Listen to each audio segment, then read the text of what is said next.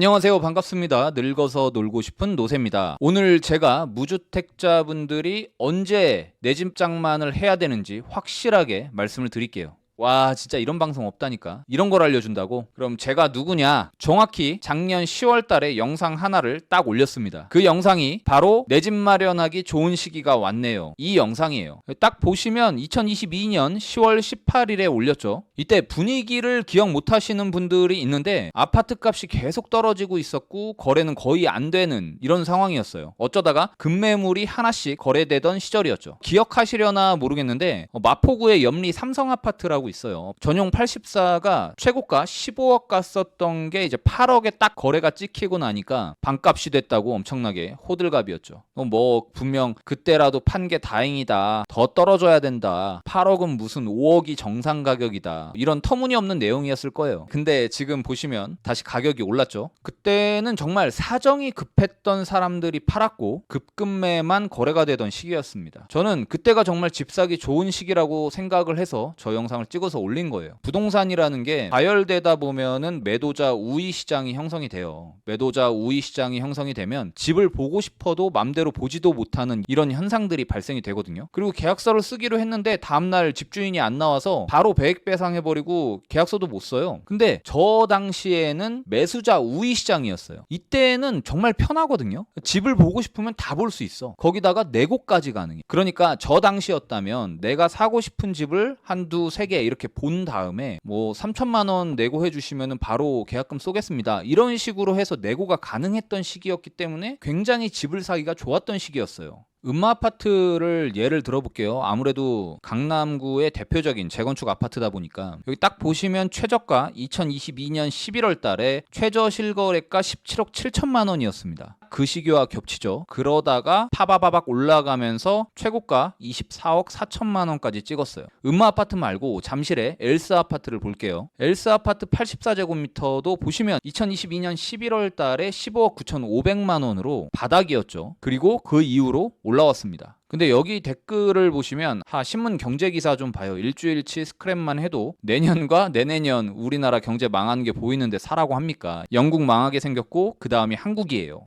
이분 지금 어디 계시지? 또 바람잡네. 집 사는 건 5년 있다 사도 된다니까. 지금은 5년 이후 집 사기 위해 뭘 준비해야 되는지 연구하고 형님이 알려줬는데도 정신을 못 차리네. 그럼 이분들은 또 이렇게 말씀을 하시겠죠. 10년간 내려갈 테니까 걱정하지 말라고. 네, 그러세요. 그럼 제가 그때 정말 최저 바닥이라는 거를 알고서 말씀을 드렸을까요? 아니, 몰랐지. 제가 그걸 어떻게 합니까? 단지 이런 느낌은 좀 있었어요. 더 빠지기는 힘들겠다. 더 빠지더라도 그거는 정상적인 물건이 아니라 정말 급해서 돈이 급해서 파는 사정이 있는 사람들의 급매 물건을 나올 수 있겠다. 근데 여기서 더 빠지긴 힘들겠다. 이런 생각은 했어요. 그런 급한 물건들만 해소되면 이제 천천히 우상향을 하겠다. 그동안 급하게 올랐던 것들은 다 반납을 했으니 이제 앞으로는 정상적으로 좀 돌아가겠다라는 생각은 했습니다. 그리고 확률적으로 떨어질 수도 있지만 떨어지는 것보다 올라갈 확률이 훨씬 더 높겠다. 이쯤 되면은 무릎 정도 왔겠다. 지금 사도 그렇게 큰 손해는 안 보겠다. 이런 생각은 했었어요. 단지 그게 최저 바닥이라는 거는 전혀 생각을 못했습니다. 서울 아파트 물론 비싸죠. 굉장히 비쌉니다. 근데 서울 아파트, 서울 집값이 오늘만 비쌌을까요? 제가 재밌는 기사를 좀 찾아왔는데 2019년 5월 달의 기사입니다. 미혼 남녀 44% 내 집 마련 필요하지만 불가능해 보인다. 그리고 2018년 9월 7일 나의 미래에 내 집은 없다. 절망하는 2030. 그리고 2017년 3월 달의 기사입니다. 서울서 내 집 마련 더 어려워졌다. 소득 대비 집값이 역대 최고다. 그리고 2015년도 1월 달의 기사입니다. 끊어진 주택 사다리, 멀어진 내 집 마련의 꿈. 2012년 2월의 기사입니다. 무주택자 30% 내 집 마련 포기했다. 그리고 2008년도 10월달 기사입니다. 서민들 내 집 마련 더 힘들어졌다. 2001년 8월달 기사입니다. 저소득층 25% 내 집 마련 아예 접고 산다. 1998년 7월달 기사입니다. 집값 내려와도 내 집 마련이 쉽지 않다. 이때가 IMF 시절이었는데 IMF로 인해서 집값이 많이 내려왔었죠. 근데 내 집 마련 역시 쉽지 않다. 뭐 이런 기사죠. 그리고 1993년 10월달 기사입니다. 집값 폭등,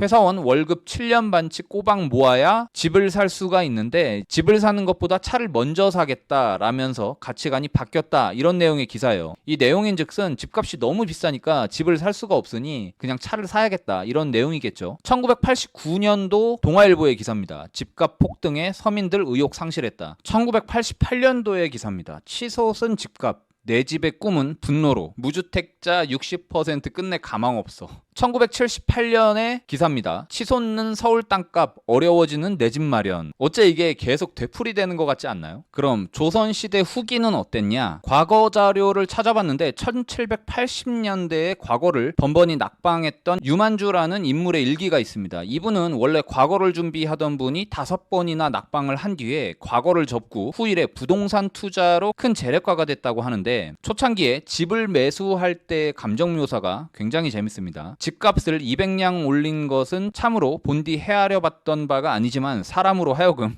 속이 뒤집히게 한다. 이게 무슨 말인지 알 거예요. 집을 사려고 갔어. 그랬더니 매도자가 갑자기 가격을 올리는 거야. 그러니까 이 속이 굉장히 뒤집힌다는 얘기죠. 집을 사는 일이 참 어렵다. 모두 이와 같다면 누가 집을 사려고 물어보겠는가? 조선시대나 지금이나 똑같아 보여요. 그리고 조선시대 초기에도 집값 폭등은 있었던 일이에요. 서울시, 그러니까 한양의 집값은 전반적으로 계속 우상향이었는데 조선시대 때 장통방이라는 지역이 있었다고 합니다. 이 경희궁하고 동대문 사이에 있는 위치인데 현재 위치로 봐서는 종강역 이 부근인 것 같아요. 그러니 얼마나 요충지겠어요. 완전 강남 핵심 지역이었겠지. 근데 이 장통방의 집값이 200년도 안 되는 사이에 1600배나 올랐다고 합니다. 아니 이쯤 되면 우상향이잖아. 맞잖아. 결론적으로 서울의 집값은 과거에도 비쌌고 지금도 비싸고 앞으로도 비싸질 겁니다. 이게 왜 그러냐면 계속해서 돈을 찍어내고 있잖아요. 그만큼 화폐의 가치가 떨어지고 있다는 얘기예요. 화폐의 가치가 떨어지니까 자산의 가치는 계속 오르는 거죠. 그럼 내 집 마련은 언제 해야 하나? 이 영상을 보는 바로 지금입니다.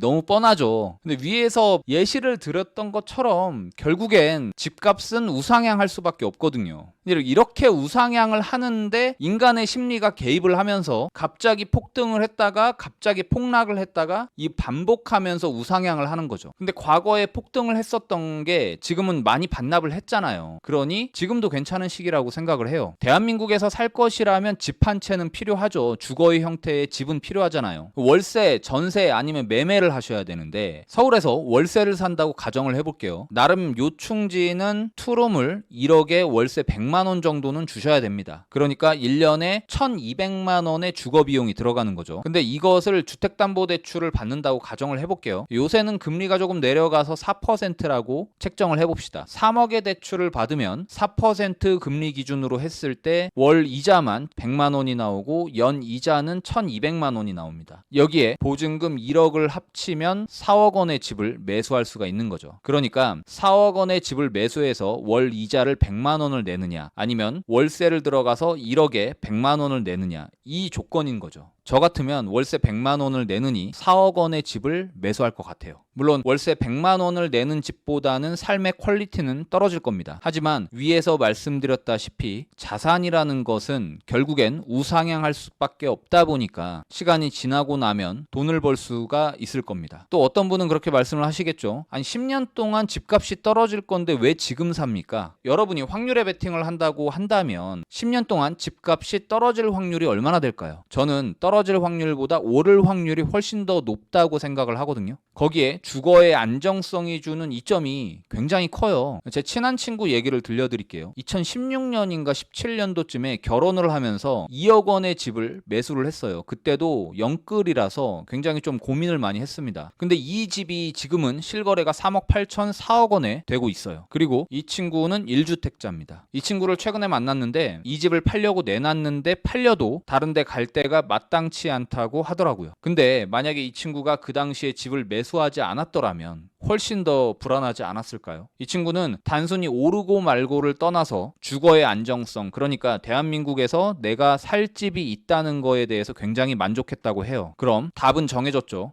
언제 집을 사야 하냐? 실거주를 할 것이라면 자기의 상황을 고려해서 내가 주거에 대한 비용을 월 150만 원을 쓸 수 있다. 그러면 월 150만 원 지출을 나갈 수 있게끔 대출을 받으셔서 매수를 하시면 됩니다. 그럼에도 불구하고 인구 감소로 인해서 집값이 떨어진다고요? 그럼 이 영상을 처음부터 다시 시청을 하세요. 다음 시간에 더 좋은 영상으로 찾아뵙도록 하겠습니다. 감사합니다.